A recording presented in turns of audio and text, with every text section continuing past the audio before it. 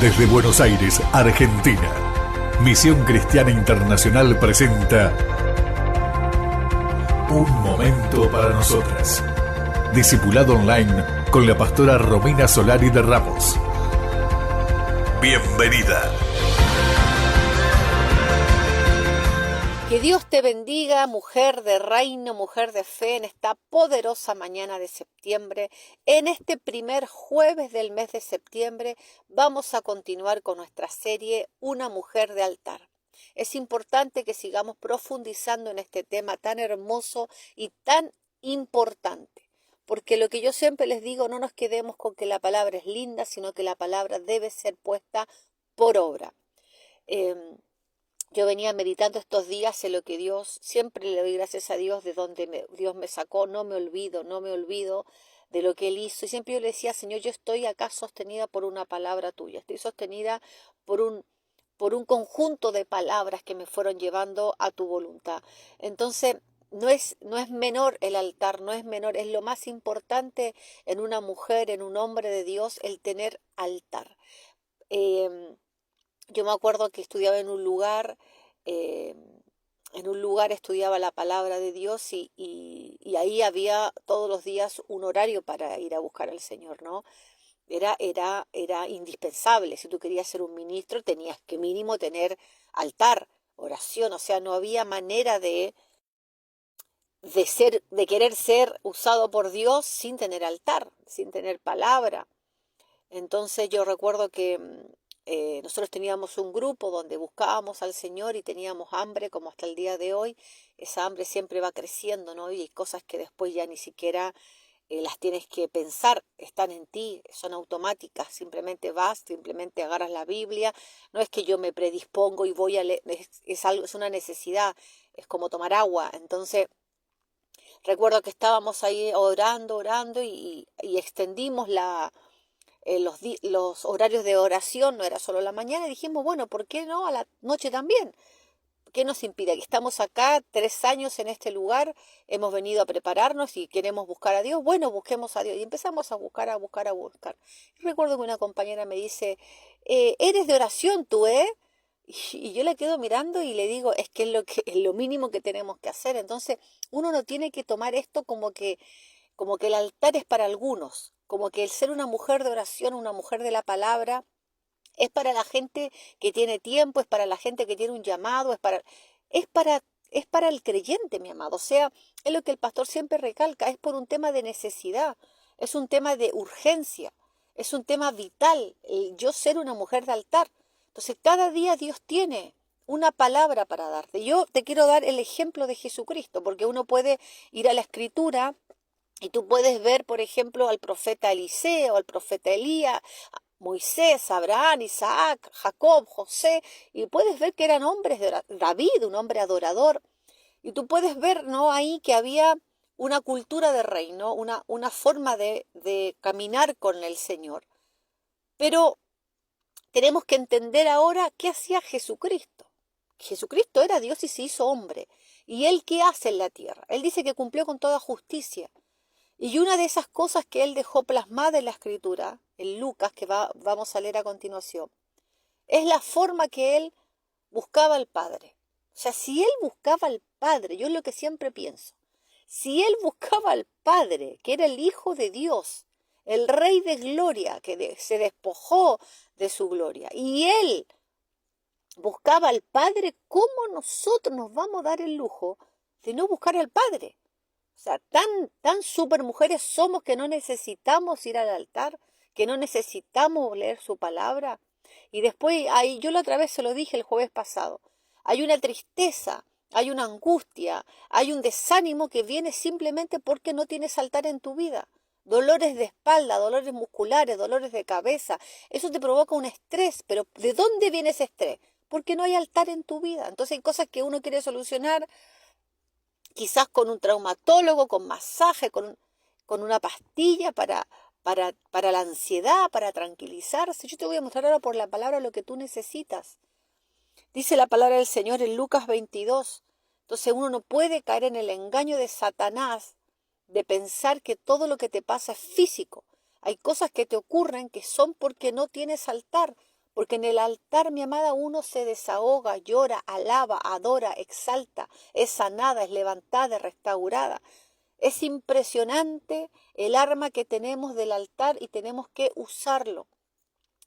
Por algo los hombres de Dios, por algo Ana cuando estaba sin estéril, ella no se fue a quejar al esposo. Ella se fue al sacerdote, ella se fue al templo de Jehová a clamar a Dios. Ella no se fue a cualquier lugar, ella dejó un precedente ahí.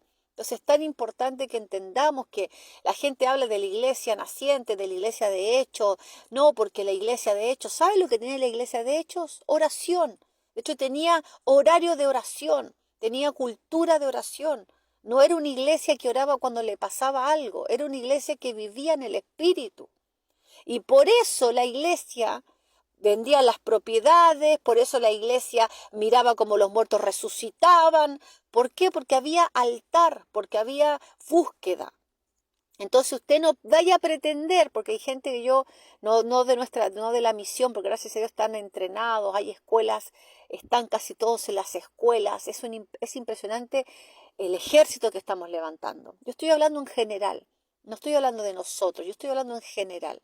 Hay gente que quiere las bendiciones de Dios, quiere la provisión de Dios, quiere sanar enfermos, quiere echar fuera demonios, pero la hermana nunca dobla rodilla, la hermana no clama ni por el vecino, sino que lo critica y lo mira mal. Entonces, no podemos ser así, tenemos que ser mujeres de altar, porque en el altar Dios trabaja adentro de uno, en el altar Dios trabaja en la profundidad, en el altar Dios busca ahí en tu corazón. Entonces, yo creo que vayamos al libro de Lucas. Esta palabra también se encuentra en Mateo y en Marcos. Si usted tiene hambre de Dios y quiere profundizar más este jueves, esta mujer de altar, lo puede hacer en Mateo capítulo 26 del versículo 36 en adelante, y también lo puede hacer en Marcos capítulo 14 del versículo 32 en adelante. Yo le voy a hablar en esta mañana en el libro de Lucas, capítulo 22. Acá también está este momento que tuvo Jesucristo, esta experiencia que él vivió en un momento muy difícil, porque usted tiene que entender que cuando Jesucristo va a orar al monte de Getsemaní, antes de eso él había profetizado que Pedro lo iba a negar. Entonces estaba el grupo, estaban los discípulos un poco incómodos, porque Pedro le dijo: Señor, yo no te voy a negar, yo te voy a seguir hasta la muerte. Si tengo que ir contigo a la muerte iré. Y él lo queda mirando y le dice: Pedro, el gallo va a cantar 3 veces y me vas a negar. Entonces me imagino esa mirada, ¿no? Diciéndole, el Señor te está diciendo que va a pasar esto, y uno le refuta y le dice: no, mira que yo no te voy a negar, ¿eh? Bueno, venía de todo esa situación. Habían llegado después los discípulos de predicar de 2 en 2, y después de eso él se va al monte. Capítulo 22, versículo 39 de Lucas, dice así: y saliendo se fue como solía. Acá tenemos el primer principio de una mujer de altar. Esto lo marca Jesucristo, esto lo marca el Señor. Una cosa es que usted lea la escritura, que es inspirada por el Señor desde Génesis al Apocalipsis, y usted puede ver un hombre como el profeta Eliseo, el profeta Elías, Abraham, Jacob, Isaac, José, Débora, David, hombres de oración, hombres de altar, y usted dice: bueno, eran hombres, dice la palabra del Señor en Santiago, eran hombres con pasiones semejantes a las nuestras. Necesitaban buscar del rostro, necesitaban buscar del Señor. Pero acá te está hablando que el mismo Cristo de la gloria fue al altar. El mismo Cristo de la gloria se metió en el secreto. El mismo. Entonces uno no puede darse el lujo de decir: bueno, hoy no oro, hoy no leo. No, es algo que no nos podemos permitir. Yo siempre se lo digo, obviamente que la carne no va a querer. Después yo le voy a explicar varias cosas que me habló el Señor para su vida. Dice así Lucas 22, versículo 39. Y saliendo se fue como solía.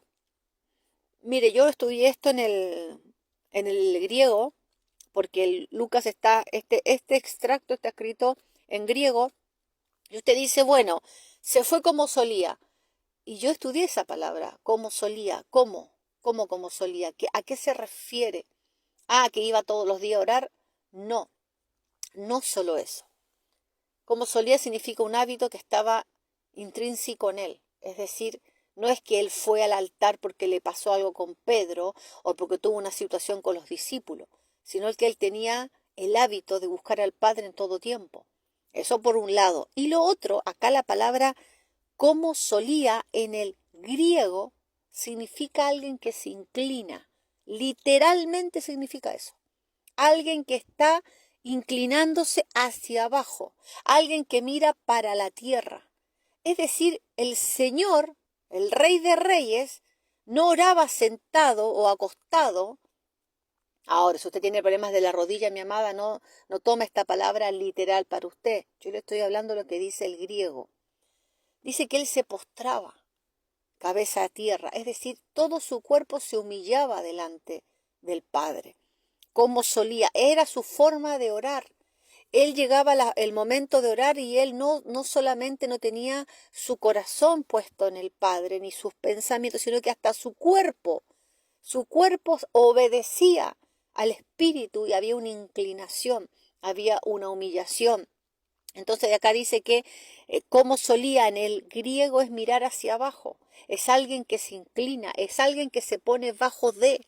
Esto es poderoso. Entonces el Señor se iba, saliendo se fue como solía al monte de los olivos. Él tenía su lugar. Él tenía su lugar ahí. Yo, gracias al Señor, pude estar en la tierra de Israel. Y cuando estuvimos en Jerusalén, fuimos al monte de los olivos. Y tú sabes que ese lugar tiene mucho cerro alrededor. Es como que estás en un refugio. Es como que estás protegido del viento, del sol, del frío. Es un lugar muy particular. Entonces dice que a él le gustaba ir ahí, solía ir ahí. Y esto es hermoso porque dice que sus discípulos también le siguieron y él no se los impidió. Qué hermoso, ¿no? O sea, él los quiso hacer parte de este momento tan íntimo. Él le dijo, ¿quieren venir? Bueno, lo siguieron. Él a veces decía, miren, yo hoy me llevo a Pedro, Jacobo y a Juan. Y los otros quizás decían, bueno, tendrá algo que hablar con ellos, ¿no? Siempre el Señor hacía eso, ¿no? Él iba al lugar, Pedro, Juan, Jacobo, vamos, y se llevaba a los tres. Esta vez no. Esta vez dice que sus discípulos también le siguieron y él se los permitió.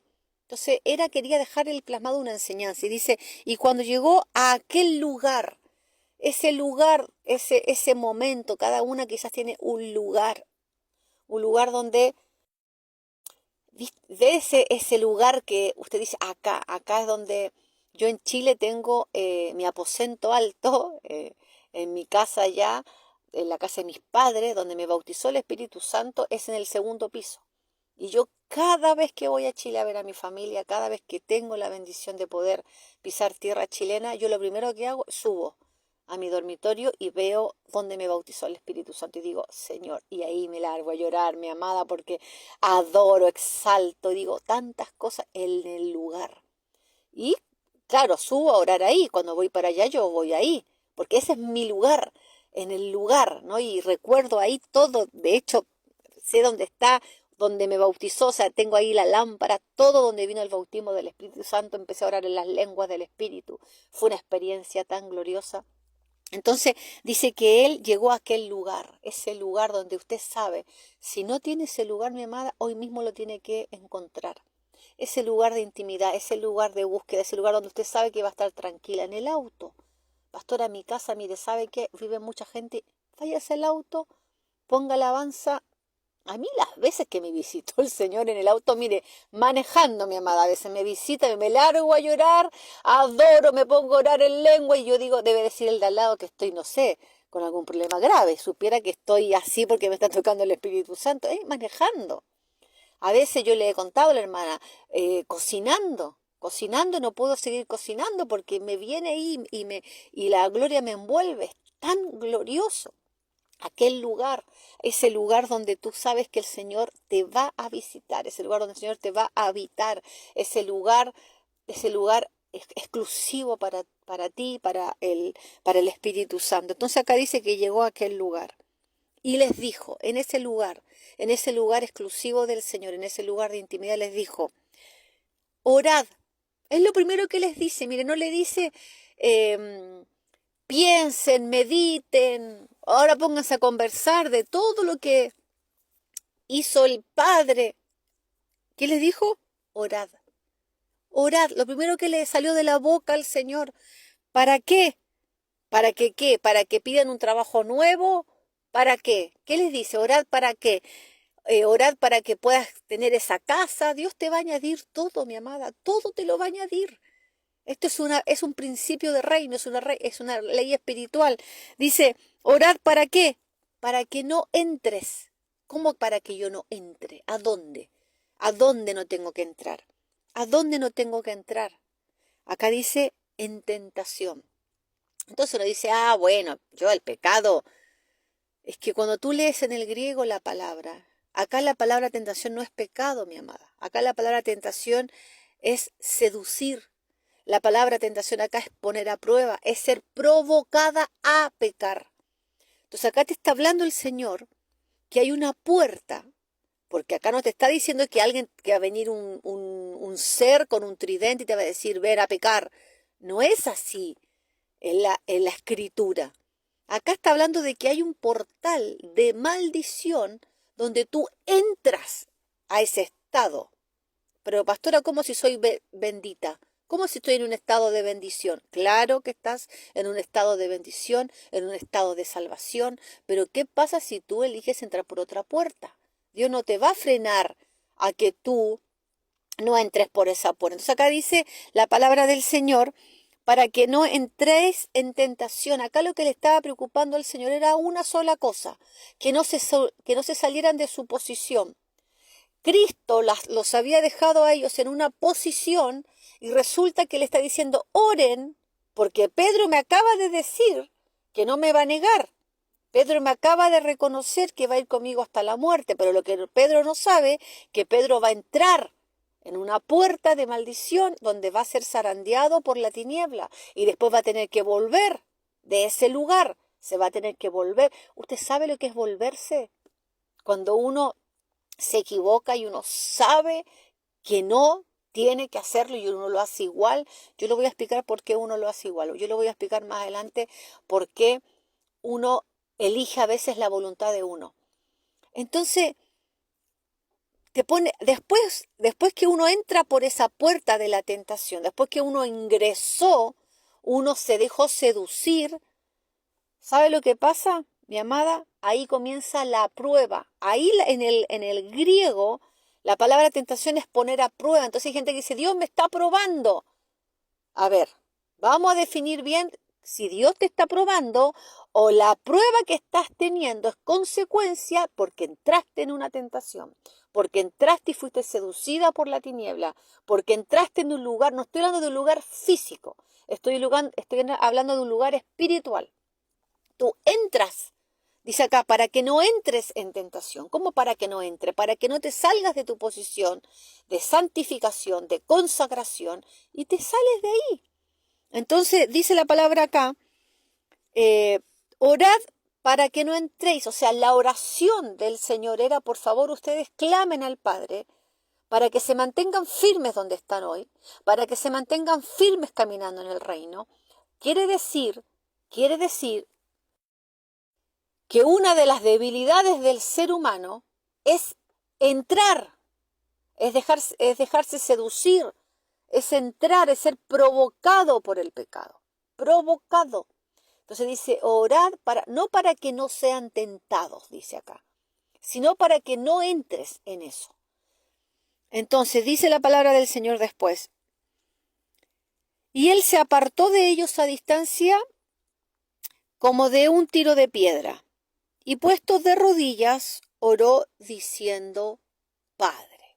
Esta parte a mí me conmueve, mi amada, me conmueve profundamente porque él no le dijo el Creador. Cuando él buscó el rostro del Señor, él le dijo Dios Todopoderoso. No le dijo Jehová el gran yo soy. No le dijo el sanador, el libertador. ¿Sabe qué le dijo? Padre. Cercano, le dijo papá. Padre, familia, refugio, cobertura, pater en el griego, cobertura, kefale, cabeza, Él, mi Señor, el que me cubre, el que me protege, el que tiene el consejo perfecto, el que no va a querer que yo caiga. Usted tiene que sacárselo de la cabeza. El Señor nunca va a permitir que tú te caigas. Él está para levantarte. Y dice, Padre. Lo primero que dijo, Padre. No fue con la queja, Él fue con Padre. Cabeza mía, que fale, cubierta. Padre, si quieres, qué hermoso, ¿no? Ir a orar así al Señor, si quieres, porque a veces me incluyo en la bolsita, amada, ¿eh? Bueno, lo que pasa, Señor, es que yo lo que quiero, mire la diferencia. Lo que yo quiero, Señor, es esto, esto y casi como una lista de lo que el Señor me tiene que conceder a mí. Y acá, mire usted a Jesucristo. Padre, si quieres. Toda la voluntad, toda la decisión se la pasa Jesús al cielo. Es decir, yo confío tanto en el cielo, yo confío tanto en la autoridad de arriba, porque sé que Él sabe todas las cosas, entonces yo se la confío a Él. Y le dice, Padre, si quieres, pasa de mí esta copa, pero no se haga mi voluntad. Acá yo quiero detenerme un minutito, porque ahí la palabra voluntad tiene que ver con placer en el griego. Es lo que yo le decía hace un rato. ¿Por qué la gente se deja seducir y por qué la gente se deja provocar por el pecado? Y después dice que Dios la puso a prueba y resulta que Dios no la puso a prueba, sino que resulta que la persona entró en tentación y ahora Dios tiene que restaurar, sanar, levantar, perdonar, limpiar, para luego la hermana volver a comenzar desde donde estaba. Pero esa es otra predicación, mi amada. Dice acá la palabra del Señor. Dice, pasa de mí esta copa, pero no se haga mi voluntad. Acá es lo que me provoca placer.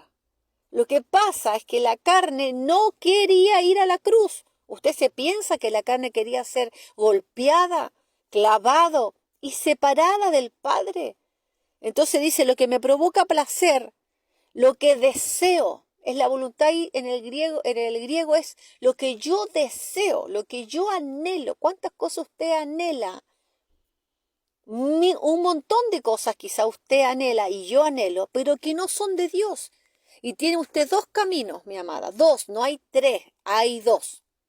Morir a su deseo o hacer la voluntad de Dios. No hay otro camino, no hay un camino a media. Bueno, hago una parte que le agrada a Dios y la otra parte la que no le agrada a Dios.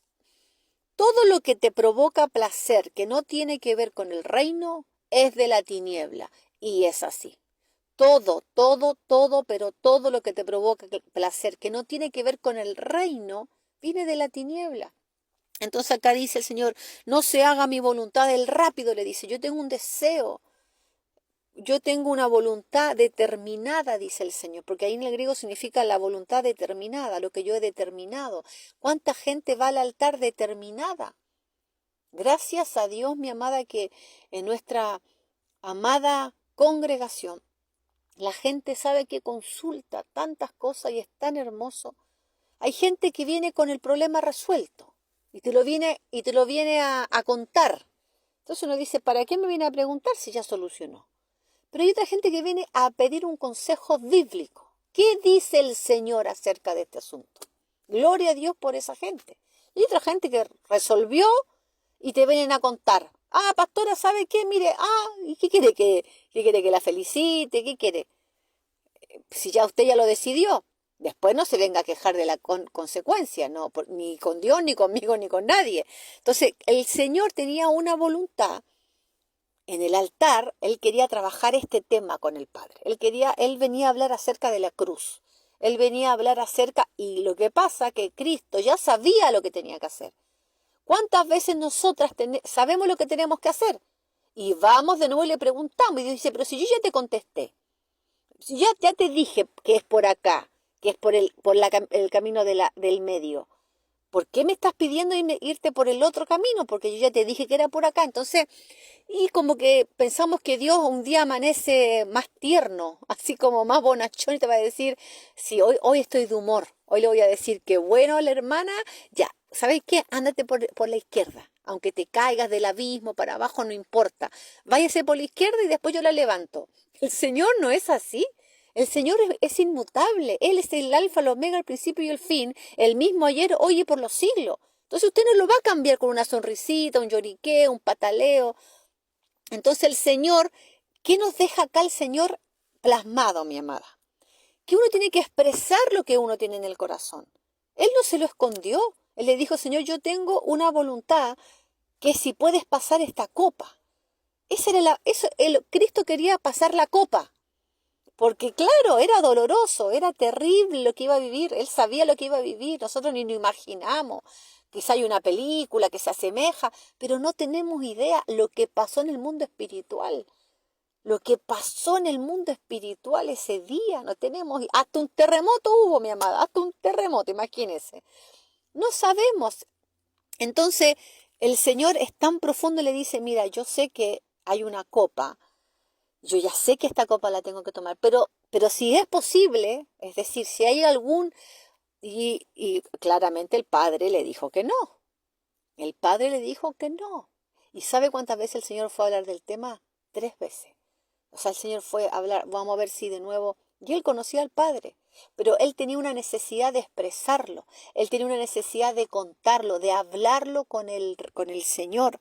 Y acá dice, si quieres, Señor, si tú quieres, le dice, pasa de mí esta copa, pero no se haga mi voluntad. Él inmediatamente le dice, pero Señor, mira que de todas maneras estoy dispuesto a ir.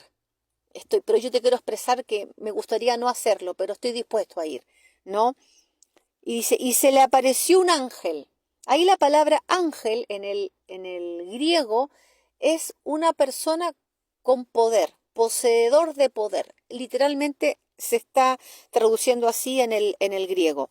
Poseedor de poder. Vino alguien que tenía poder del cielo para fortalecerlo, porque estaba debilitado. El Señor estaba debilitado. Y dice, y estando en agonía, luego se suma la agonía, mi amada. O sea, después de estar debilitado, más encima viene la agonía. ¿Y qué pasa? ¿Qué pasa cuando alguien está en agonía? Mucha gente que está en agonía, en amargura, en tristeza, lo último que hace es buscar a Dios, porque no tengo ganas, porque no tengo fuerza, mira cómo estoy, mira, así. ¿Y qué dice acá? Que oraba más intensamente. Gloria a Dios. El Señor nos deja ejemplo que es un altar. Él en vez de irse, la respuesta fue no. Yo quiero saber cuántas de nosotras, si vamos con una petición al Padre, vamos al altar y Él te dice no. ¿Cuántas van a seguir adorando? ¿Cuántas van a seguir adorando? ¿Cuántas van a seguir orando intensamente? Él no se fue del altar, él no se fue del monte, sino que él dijo, voy a seguir orando intensamente, y era su sudor como grandes gotas de sangre que caían hasta la tierra. ¿Qué es lo que quiere el Señor? Dejarnos ejemplo. Si Él fue un hombre de altar, si Él fue un hombre de oración, ¿cuánto más nosotras, mi amada, tenemos que estar en este tiempo? Vienen tiempos tan gloriosos para nosotras. No permitas que Satanás te lo robe.